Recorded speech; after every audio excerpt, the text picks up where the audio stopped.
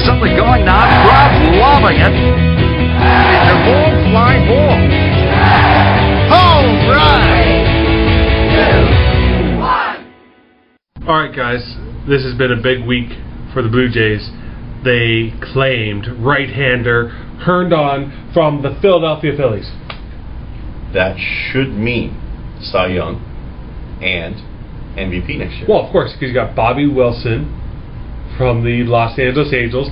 They got themselves a duo that can pitch and catch with the best of them. So what they've done is they've robbed the Angels, which means they're going to just spiral downward now to the bottom of the AL West. Oh, I was surprised they didn't claim Mike Trout. First pick overall next year for the Angels, or after next year. Yeah. Because of that. Watch out. No, really. Anyways, John Farrell goes to the Red Sox.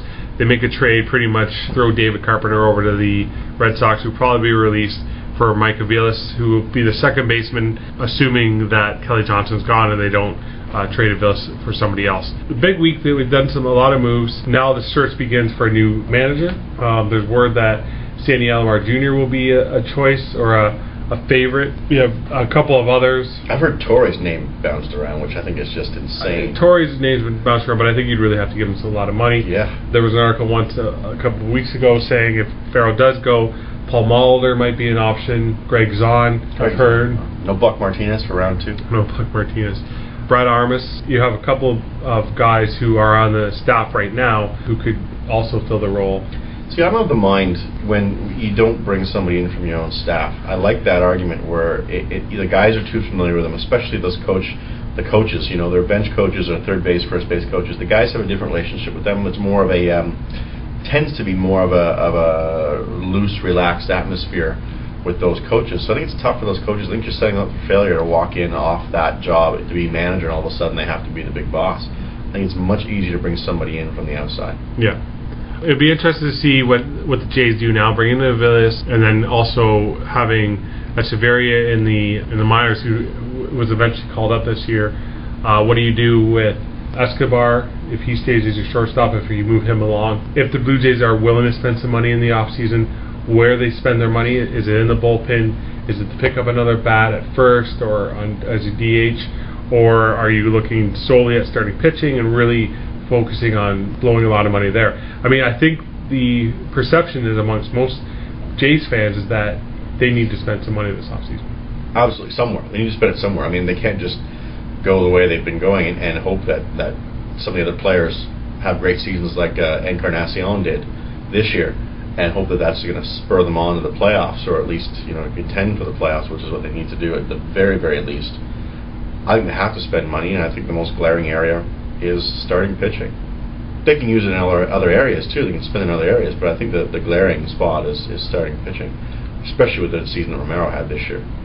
Now, there's a great article that one of our writers has written on OneSecondLeft.com. Ben Pinder does a full range of what to expect in 2013, looking at how players did in 2012, and so where they're supposed to project into next season. The idea will be that a lot of people would hope that like a Zach Greinke from the Angels would all of a sudden take a contract from the Jays and move here. My assumption is that's probably a little far-fetched.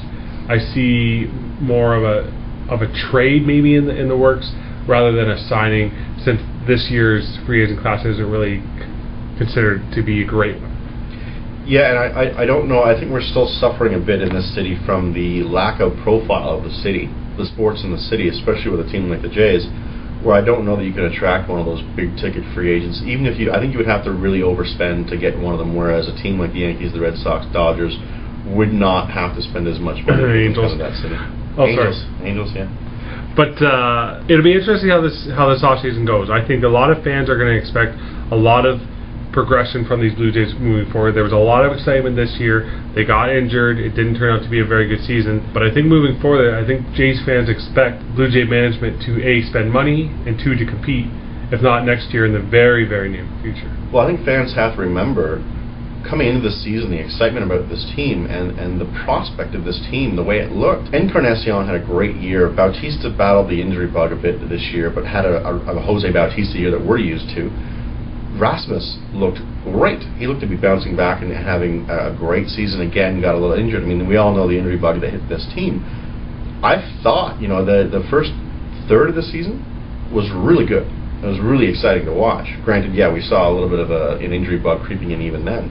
But yeah, we hear talk about this pitching staff, or the pitching prospects we have that aren't going to be ready this coming year, but will be probably ready for the year after. I just wonder if this season, fans have to reel in their expectations a little bit this year and help support the team building for that following year, which could be the year where our prospects come in. You may not see a huge amount of money spent this summer, but we need to spend something. Right. The one thing I will caution fans on in terms of prospects is the following. Matt Moore, for instance, is a pitcher who is considered to be a top-end prospect coming into the Tampa Bay lineup this season. And he struggled in his first year. I think he went 10-10, had an ERA in the high 4s. That doesn't mean that his career is going to go down that path. It's just like if you have a high draft or if you have a high prospect in your system, don't expect him to come in and be like an NHL superstar or an NBA or superstar. Strasburg, right? Yeah, there's very few and far between of those players being there. That doesn't mean that these guys won't convert into top line pitchers or players. It just means once they get into the majors, they don't necessarily turn into the Mike Trout or the Steven Strasburg. See, I think it's very hard to draft a Strasburg or a Sidney Crosby. I think it's extremely hard to draft those guys. I think these prospects that the Jays keep talking about, I don't have my hopes up that these are all going to be potential number one starters coming up. My hope is that these guys can be solid 2s and 3s with maybe a number one in there if they develop.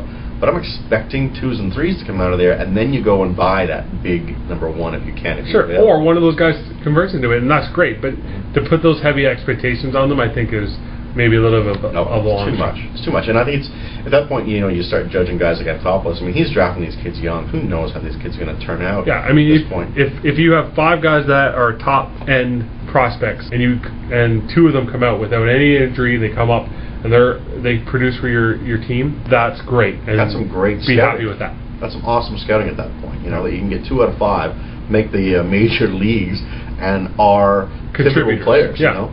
It's tough to do. Especially with the amount of kids that you draft in this sport. It seems to me there are so many drafts in baseball and trade deadlines and all that stuff, and yet the ones who make it, if you can draft those guys, I think you've done a good job. You just may not have those superstars every single time. No. All right, guys. So once again, Ben Pinder, one of our writers, focuses normally on the Blue Jays or the Leafs. Has written a great article of what happened in 2012 and what to look forward to in 2013. Take a look, take a read, let us know what you think. OneSecondLeft.com, and we'll hit you back up with any breaking or rumors that the Jays have in store. This is going to be a big off season for the Blue Jays. It has to be. Whether they're quiet or loud, either way, it's going to be a big season.